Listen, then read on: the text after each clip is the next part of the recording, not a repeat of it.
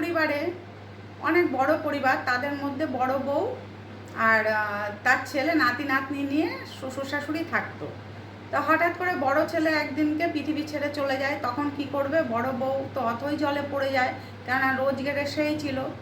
তখন তো পাড়ার লোকরা সবাই একজোট হয়ে বলেছিল যে বৌদি এখানেই থাকবে, তা বৌদি তার ছেলে মেয়ে নিয়ে এখানে থাকবে। কিন্তু শ্বশুর শাশুড়ি তার অন্য ছেলে বউদের নিয়ে এমন করলো যে যাতে ওই বউ থাকতে না পারে ওখানে। কিন্তু পাড়ার লোকরা কিন্তু বউটার সাপোর্ট তখন নিয়েছিল এবং বাচ্চাগুলোর মুখের দিকে তাকিয়ে বলেছিল বৌদি এখানেই থাকবে এবং তোমরা কিচ্ছু করতে পারবে না। বৌদি এত বছর এখানে রয়েছে, তার বাচ্চা দুটোকে নিয়ে বৌদিকে এখন জলে ভাসবে?